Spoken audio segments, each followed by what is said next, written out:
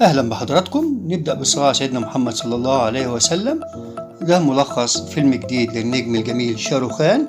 أرجو لكم الاستمتاع بالملخص والتعليق عليه، ولا تنسوا الاشتراك في القناة وتفعيل الجرس ليصلكم كل جديد. أترككم مع أحداث ملخص الفيلم. يبدأ الفيلم براج هو قاعد هنا في غيبوبة، افتكر إن النهاردة حفلة التخرج. جري على الكلية بتاعته وعرف إن هو ساقط، ده شيء هو متعود عليه. رجع البيت طبعا بعد ما ساب زمايله وهو متأثر جدا بالمشكلة دي. أبوه قال له يلا نحتفل بسقوطك، عيلتنا كلها فاشلة، كل أجدادك فشلة يا حبيبي ولا يهمك، وعمال يهزر معاه. هنا البنت سمرة الأمورة، دي بنت كويسة ومجتهدة، أمها بتقرا في مذكراتها. قالت لها لا يا ماما دي حاجة خاصة، وخدتها منها. قالت لها أنا شفت اللي فيها، ما تحلميش قوي يا حبيبتي عشان مش هتلاقي اللي في دماغك، انت بنت أمورة وإن شاء الله نصيبك يجيلك بالخير. البنت مبسوطة وعمالة تضحك بس رومانسية قوي. وده أبو سمرة جاله جوابه لواحد صاحبه ما شافوش من سنين. قال لها اقري كده يا سمرة، جاي في الجواب إن هو هيجوزها ابنه. طبعا البنت سمرة اتصدمت بالموقف ده، مش متوقعة إن أبوها هيقول لها كده. قطعت المذكرة بتاعتها من زعلها عشان أحلامها راحت. ماشية هي وصاحبتها بتحكي لها على اللي حصل، وقالت لها مش عارفة اتصرف ازاي. وده راجل فاشل رايح يقول له أنا عندي صداع، حتى حبات صداع لو سمحت. هو عايز يدخل يجيب الخمرة والبيرة من جوه، ورماله الفلوس وخد البيرة وجري.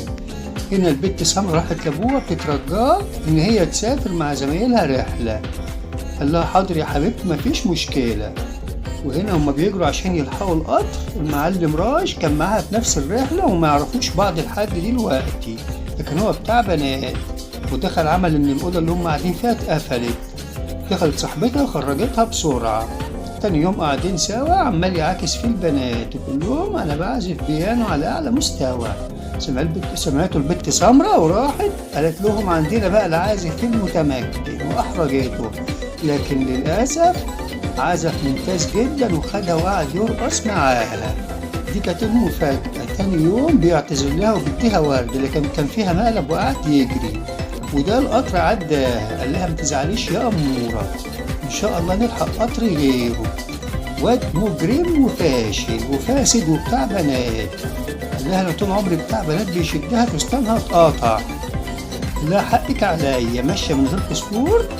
هنا الشرطة بتلاقي فين الباسبور بتاعك. جري عمل إن هو حبيبها وخدها في حضنه عشان يقول لهم إن هي معايا، وطلع الباسبور بتاعه وخدها في العربية عشان تمشي معاه ويوديها الفندق اللي هم هيباتوا فيه. هنا في غرفة واحدة في الفندق هيباتوا فيه. قالت له مش هبات معاك طبعا. وطبعا الأبلة سمرة سابته وراحت قعدت في الاسطبل بتاع الحصينة. راح قعد معاها، الجو بارد، بيشرب خمرة. قالت له أنا بردانة، شربت خمرة هي كمان ونامت. قامت الصبح مخضوضة. قالت له إيه اللي حصل؟ قال لها ما تقلقيش ما تعيطيش، أنا ما عملتش حاجة، عمري ما أقدر أخونك ولا أخدعك أبدا. اتبسطت طبعا منه وبدأت تحس جنبه بمشاعر.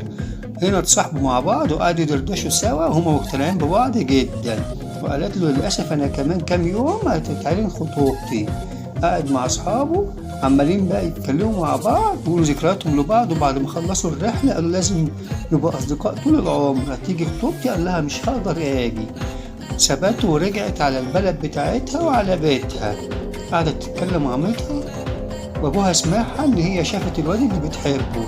وهنا راش راح قال لأبوها إن لقيت البنت بحبها بس هي هتتخطب. قال له اوعى تتخلى عنها، روح لها وخدها واهرب بيها. سافر الواد راج وراح لها عمال يعزف.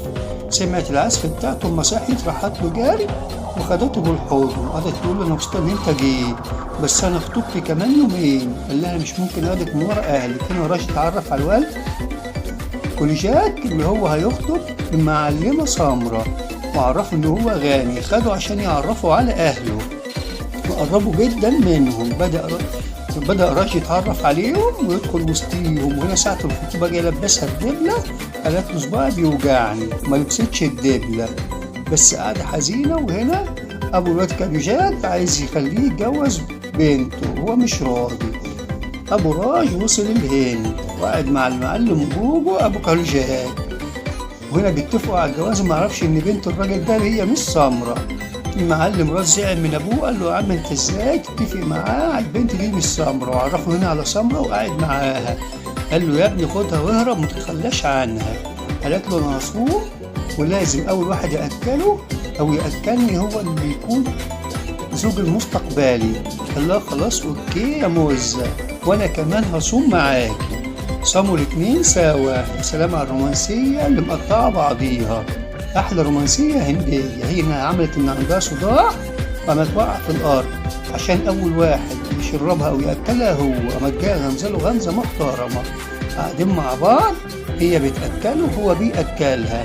ده الصيام بتاعهم. أمها داخلة بتبص لقت المعلمة بتأكل راج، هنا عرفت إن هو ده فتى أحلامها.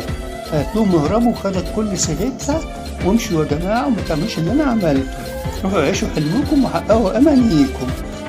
قال لها صدقيني يا طنط أنا كده كده مش هسيبها إلا لما أخدها بموافقة أهلها. وراح قعد مع أبوها، أبوها قاعد في الحقول الجميلة الخضراء عشان يعمل معاه صداقات. قال له هتكون زعلان مني. أول بنت سمرة أمه خلاص بتفرفر، قال لا إحنا لازم نعمل الفرح بسرعة عشان ما يحصلش مصيبة وتلحق تحضر فرحكم. هنا أبوه بيقول له يا ابني خدها واهرب، اسمع كلام ما تتخلاش عنها. قال له مش هقدر اتجوزها من غير رضا أهلها، مفيش فايدة في دماغه المتينة، دماغه تعبانة.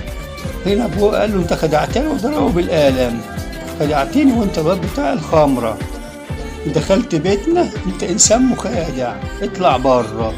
هنا أبوه قال له برضه أنت مصر على اللي أنت فيه.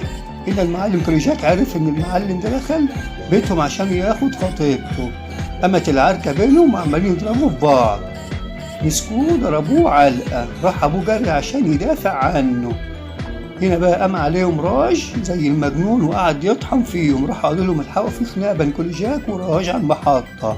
جريوا كلهم عشان يلحقوا راج بيموت فيهم، ومسكوه قالوا له خلاص بقى يا ابني. البت بتجري عشان تلحق راج ويركب القطر، أبوها مسكها وبعدين قام جاي سايبها وقال لها روحي له، ده مستقبلك وهو يستهلك. ودي كانت نهاية الفيلم. أرجو أن تكونوا قد استمتعتم بالملخص والتعليق عليه، ولا تنسوا الاشتراك. باي يا بشر.